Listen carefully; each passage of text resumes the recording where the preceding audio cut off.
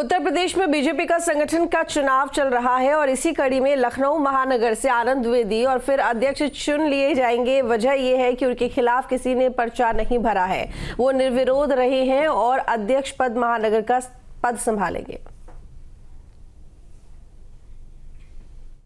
UP के BJP संगठन में चुनाव की प्रक्रिया पहले से शुरू हो गई थी और लगातार ये प्रक्रिया चल रही थी। आने वाले समय में प्रदेश अध्यक्ष तक ये चुनाव होना है, लेकिन धीरे धीरे करके बूथ मंडल से होते हुए अब महानगर और जिला अध्यक्ष के बाद अब यहाँ पर चुनाव प्रक्रिया लगभग समाप्ति की ओर है।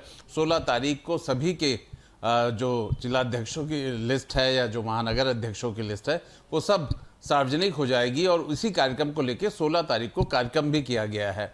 आनंद द्विवेदी जी हमारे साथ हैं, पहली बार महानगर अध्यक्ष लखनऊ रह चुके हैं, दोबारा निर्विरोध हैं और मात्र औपचारिक है। निश्चित तौर पे लखनऊ महानगर की जो हमारे कार्यकर्ता हैं और यहाँ के रक्षा मंत्री माननीय राजनाथ जी और यहाँ नीरज सिंह जी, इन सभी लोगों ने यहाँ बहुत कार्य किया है। तो कार्यकर्ता एक सौहार्दपूर्ण वातावरण में उन्होंने कहा कि नहीं, नामांकन एक ही होगा। उन्होंने नामांकन किसी ने कार्यकर्ता ने किया, तो मैं लखनऊ के सभी कार्यकर्ताओं को इसके लिए मैं धन्यवाद देता हूं।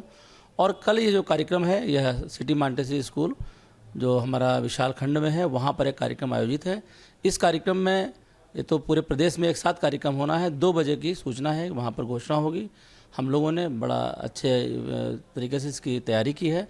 या नवीन जैन जी, हमारे पर्यवेक्षक रमापति राम त्रिपाठी जी, वरिष्ठ लोग, उप मुख्यमंत्री माननीय ब्रजेश पाठक जी, सब लोग रहेंगे और उसी बीच में ये घोषणा होनी है। मैं विश्वास दिलाता हूँ लखनऊ के सभी कार्यकर्ताओं को और संगठन को, हमारे प्रदेश महामंत्री संगठन धर्मपाल जी भाई साहब को, प्रदेश अध्यक्ष जी माननीय भूपेन्द्र चौधरी जी को, यदि हमको अवसर मिलता है दोबारा तो निश्चित तौर पर मैं कठिन परिश्रम करके, जो पूर्व में भी हम लोगों ने जितनी मेहनत की उससे अधिक मेहनत करके संगठन को मजबूत करने का कार्य करूँगा। तो एक तो ये चुनौती भी है आपके सामने दूसरी पारी की, और दूसरा संगठन के चुनाव के लिहाज से देखें तो कल एक तौर पर सब जगह पे परिणाम आ जाएंगे और सभी पूरे यूपी में जो जिला अध्यक्ष हैं उन सबको निर्णय जो है आ जाएगा जिलेवार। जी, ये तो प्रदेश नेतृत्व तय करेगा कि कितने जिलों का, कितने महानगर की घोषणा कल होनी है।